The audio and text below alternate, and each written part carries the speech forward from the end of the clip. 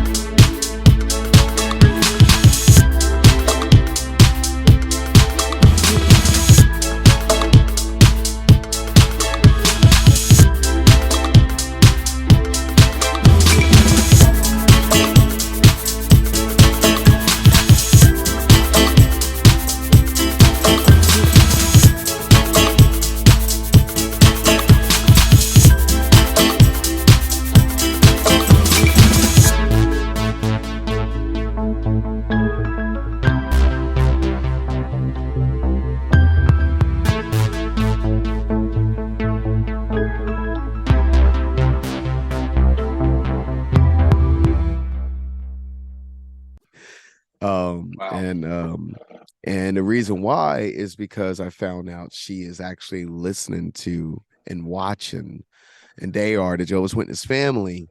They are actually watching these videos, so they are probably going to be watching this one as well. Yeah. So here's what I say to that. They're going to get this word whether they want to or not. Wow. What it is about the acceptance and the rejection of it. So they're watching, but through us, even though we may feel like somebody's objecting to what we're saying, they're still getting witnessed to. Like they used to tell us, well, we're witnessing to you. But the curiosity kills the cat. That's right. But yes. Yah brings us into people's lives so that they can, it's not by us. We're just vessels. And that's right. So he brings this to people. And what it is about accepting truth. And people that seek truth will come to them. So although they may be saying this and people are going to do this, but they did it to Jesus. Everything that's happening already happened to Jesus, right? Didn't they think Jesus was crazy? Yep.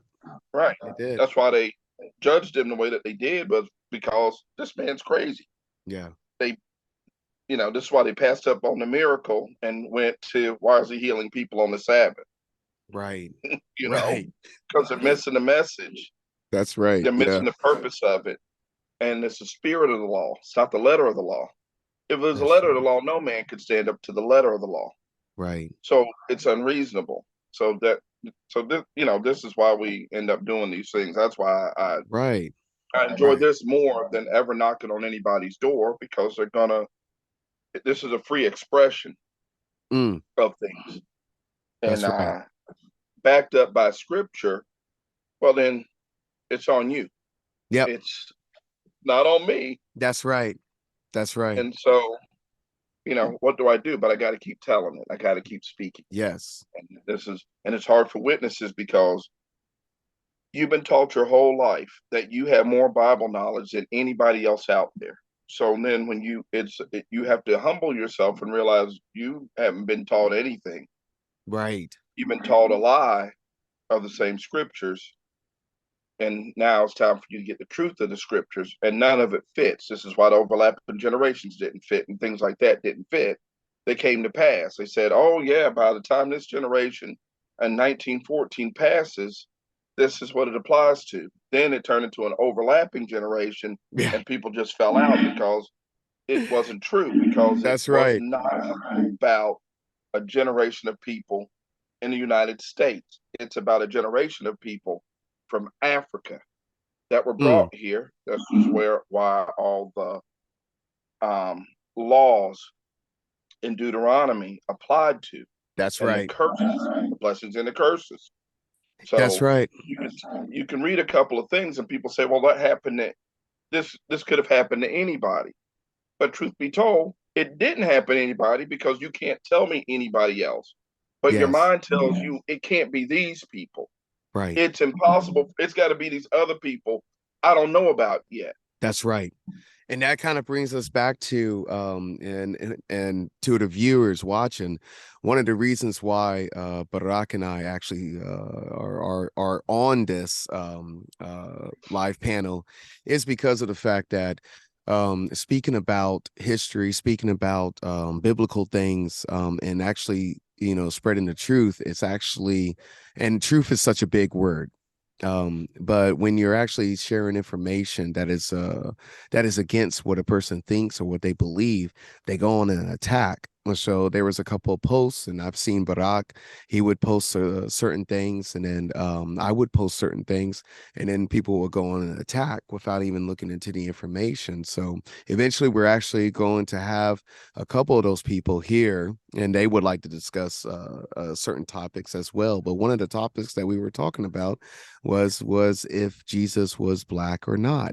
Now, just to give you a little bit, if you don't mind, Barak, if you can tell us a little bit about your background, how long have you been was in the organization, and how long have you been out of it? And tell us a little bit also about your journey, because so many people, when they leave an organization or a high control system, usually they end up leaving God out of their life completely, or completely not believing in the Bible.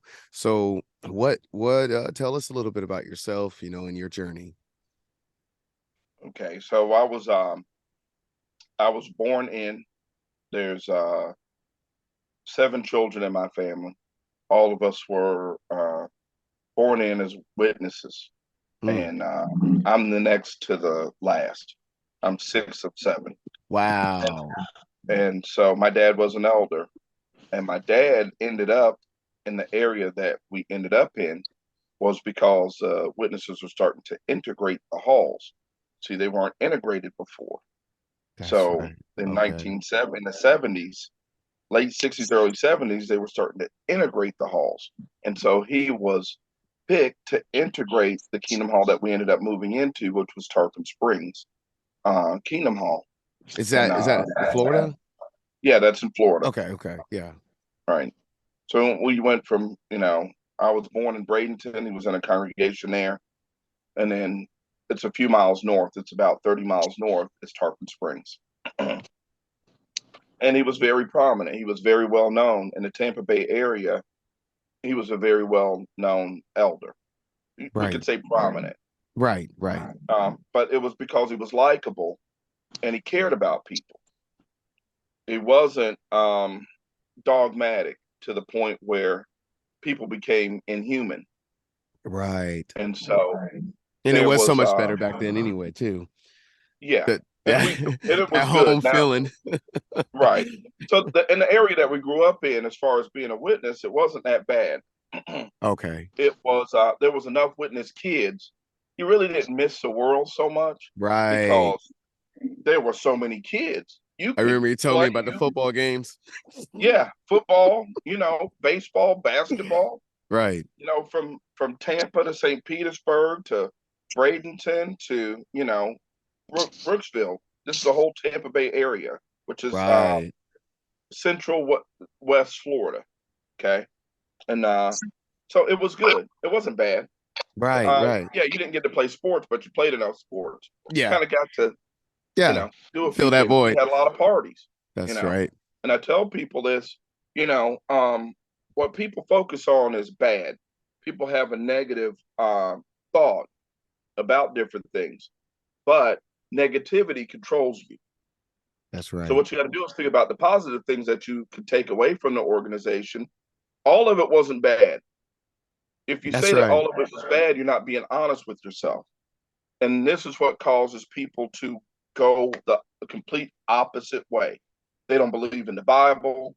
It's everything is bad because what they drilled into your head was, if you don't believe in them, then the Bible isn't true. Yeah. And what you have to do is get yourself out of that thought process that the Bible doesn't count because of the way that they brought it to you. So, but let me get back to my history. Yeah. Yeah. So, like everybody does, you get married so you can experience life. And so I got I guess married. for that reason. I got married really probably too young before I was really ready to be married. I got married, and but I did. We had a son, um, and I did just enough so I could, kind of get married.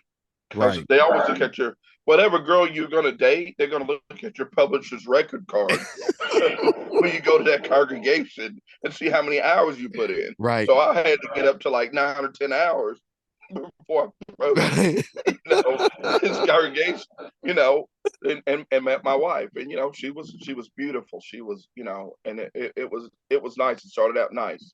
Right. We got married, had our first child. When he was 6 months old, we moved to North Carolina. Um, I, did pretty good up there. I liked it, but this is where I met you guys, was through my wife. I met, your family through her. I remember going over to your parents' house and meeting you and your sister and your mom and dad. And Wow. I remember you probably were about, I want to say, between 10 and 12. Elijah. You know, yeah, it's my oldest right there. But Right. so There you go. things went south. The marriage went south, and but every time I asked for help, I couldn't really get help. It was conditional on what I was doing for the organization, Yeah. not Yeah. what the organization could do for me. It was what could I do for the organization. And And so, the more you do for them, then the more blessings you will get in life. supposed to, Yeah. right? But that's not really the way blessings work. Because what happens is they become the mediator. They become the mediator between you and your salvation. And there's nothing like that. There's no man that could step in front of God and speak for you. That's correct. There's nothing set up except for Jesus or Yeshua is the only one that could stand and speak for you. Only one mediator. So That's no right. organization, no man or anything could speak for you. It's it. It's in a nut. This stuff is so simple till it's scary, and I don't understand why people don't get it. Maybe I'm blessed with discernment. Right. It's the Right. way that I feel. I'm blessed with discernment because to me, some of the stuff is so plain as day, and people make it complicated, and That's it's right. not that complicated. We can, you can do it. You can break free. But part of it, like slavery, like real slavery, once they broke the physical chains, you have to break the mental chains off. You're That's still a correct. slave if you're mentally chained to something, or you feel like you're pushing against something so hard, it still got you. If Mm-hmm. you're pushing against it, if you walk away from something, it doesn't have control over you. And there's a difference in that. Okay. So, 100%. Yes. yeah. So, the marriage went south. I came back to Florida, but I became atheistic. Mm. Like, I didn't believe in God. I thought that the Bible was just junk, and because none of it seemed to fit. After I Right. left the organization, I went to a few meetings here and there. I Right. still didn't, something still didn't settle right in my soul. So I had two nephews. Nephews had been in and out of jail. I'm like, whatever. Right. He goes, you know what? I said, he goes, you know something? What? He said, we're the Hebrews in the Bible. And I said, that's jailbird talk. Right. I said, it's the same thing that people do. They find Muhammad in jail. I said, two things people find in jail is Jesus and Muhammad. Okay. Right. And so I took it as that. Well, I said, okay. I looked into it though. And when I looked into it, I said, oh my gosh. I started seeing a YouTube video here, a YouTube video there. And it wasn't black people that were telling me that we were the Hebrews. It It was was the white people, yeah. evangelicals even, that are That's saying, right. you are the people of the Bible and you're going to get repaid. And I'm like, okay. Right. Let me dig into it even further. So I went to Deuteronomy, and I was wondering why the witnesses had never really read this all the way through. The blessings and the curses. See, this is what religions, and I don't want to harp on just the witnesses. This is what religion does. I don't care if it's Baptist, Episcopalian, you name it. What happens is they guide you around the Bible and they don't guide you through the Bible. In other words, you don't pick up anything. You're always on the road going around things. But if you stop and you walk through, you That's right. observe things that you never observed.